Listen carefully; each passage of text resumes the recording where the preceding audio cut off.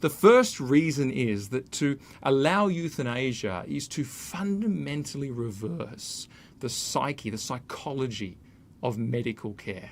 It is actually, if you say that a valid form of care, a legitimate kind of treatment, genuine medical practice, actual medicine is now to kill someone, that's valid, then that is to reverse millennia of medical practice. That is to take the do no harm principle from the Hippocratic Oath and to throw it out the window, to delete it.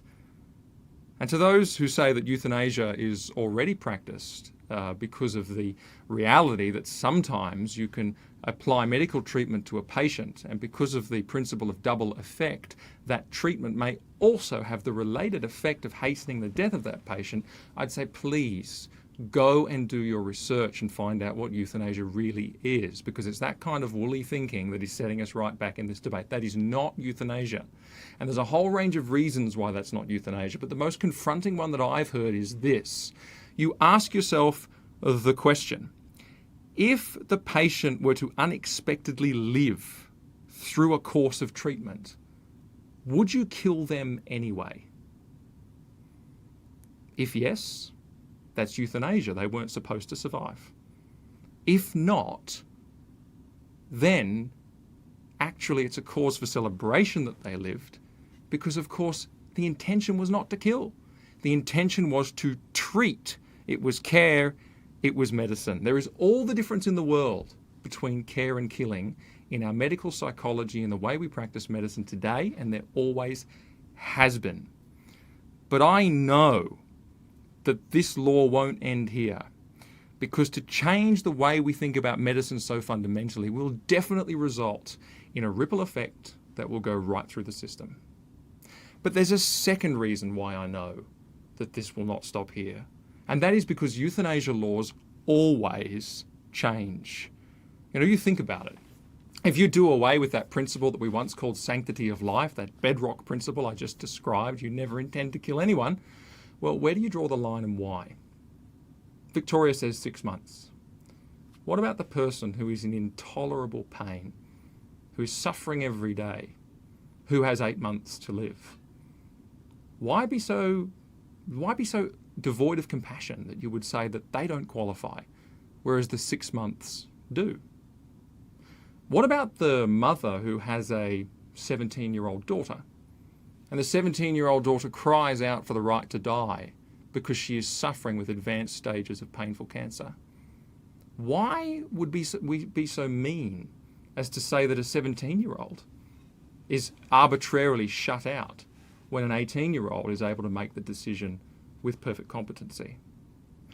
What about the case of mental illness? Why do we stigmatise mental illness like this? Why do we say that only physical illness qualifies for euthanasia? Hasn't the legitimacy of mental illness been hard fought and won in recent years? And you know what? Those are exactly the arguments that are made once euthanasia is legal. And you know what? The boundaries move. They have to move. We have no firm foundation on which to rest our principles anymore.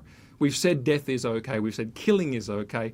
Where does it end? Let's spend some time talking about where it does end. Let's talk about this slippery slope. Do you know, in Belgium and the Netherlands, there's 2 jurisdictions that have had euthanasia for longer than any other in the world. And here are some stories. A 25-year-old Belgian woman with borderline personality disorder was euthanized in 2012 at the behest of her parents. The doctor said she did not suffer from depression in the psychiatric sense of the word, so not even mental illness of the variety of just depression. But it was more existential, says the doctor. It was impossible for her to have a goal in life. That was her disability. Borderline personality disorder can't have a goal in life. Therefore, he says, her parents came to my office, got on their knees and begged me, please help our daughter to die. And she died at 25. Mark Langendijk was euthanized at the age of 41 in 2016 because, wait for it, he struggled with alcoholism. His brother described how Mark sat on a bench in his parents' garden eating ham and cheese sandwiches and soup with meatballs until the doctor arrived at 3:15 p.m. He drank a glass of wine and smoked a cigarette, but turned down a second because, as he said, I'm dying now. And you know they have mobile euthanasia units in the Netherlands who will come to your house to do the deed. The Dutch case of Mrs. de Troyer was recently referred for a second time to the European Court of Human Rights. She was euthanased at 64 because she was depressed. Her treating doctors were not persuaded that her depression was incurable, but she found others who were willing to certify that it was. Depressed. So much for Lifeline, so much for Beyond Blue. No, we'll kill her. And her son unexpectedly found out about his mother's death while he was at work, had no idea. And Tom Mortier is his name, he's become an avid anti-euthanasia campaigner, and he alleges that his mother made a generous donation to the foundation owned by the doctor who finally said she could die because of her depression. 45-year-old twins Mark and Eddie Wasserbaum were blind, and upon hearing that they would also go deaf, they obtained euthanasia in 2013, believing they had nothing left to live for: disability. And you know, speaking of disability, the first children have been euthanased in Belgium. 3 kids. I think the ages were 9, 11 and 17. And in each case, or 2 of those cases, it was simply because they had disabilities. Children who were disabled. Last year in Holland, a doctor had sedated an elderly female patient suffering from dementia by drugging her coffee. But whilst the lethal drip was inserted, the patient unexpectedly rallied and began to struggle. The doctor called on the patient's family to hold her down whilst she was killed. Now that caused all sorts of ruckus actually at the time. It was referred to a review board. The doctor was let off with a warning, but has since been disciplined. And I believe it's the only case that has actually resulted in such disciplinary measures being taken. But that is harrowing. Or the 44-year-old who was euthanased after a botched sex change surgery left her looking, in her words, like a monster. Or the woman who was euthanased for mental suffering stemming from her history of child sexual abuse. You know, a 2015, speaking of, I mentioned the woman with dementia, there's also a story here of a woman who was euthanased without having requested it at all. The decision was made for her by her family, but a 2015 Belgian report indicated that this was not an isolated case, that in fact 1 in 60 deaths in Belgium under a GP's care occur without an explicit request from the patient. Last year in the Netherlands, 13 psychiatric patients were euthanased, 49 patients with dementia were euthanased, and in Belgium, the number of euthanasia deaths increased by 250% in the 5-year period between 2008 and 2013 alone. And that's before we've even got to the question of mistakes. What about misdiagnosis and errors like that? And you could take the story of Pietro D'Amico, the 62-year-old Italian magistrate whose suicide was facilitated in 2013 by the Dignitas Clinic in Basel, Switzerland. Now, D'Amico had been diagnosed by both Italian and Swiss doctors with a life-threatening illness, a diagnosis which turned out upon the subsequent autopsy to be entirely incorrect. And you know, for outpatients in the United States of America, misdiagnosis affects 5%. That's 12 million misdiagnosis errors every year. What about elder abuse? Well, last week on The Truth of It, I actually talked about a case. The case of a Dutch case referred to by Lord Ashbourne in the House of Lords euthanasia debates, in which an old man is dying of lung cancer, and he tells this story. He says his symptoms were controlled and he asked if he could die at home. When his children were told about his wish, they would not agree to take care of him. Even after repeated discussion, they refused. Instead, they pointed to their father's suffering and the need to finish things quickly in the name of humanity. When the doctor refused, they threatened to sue him.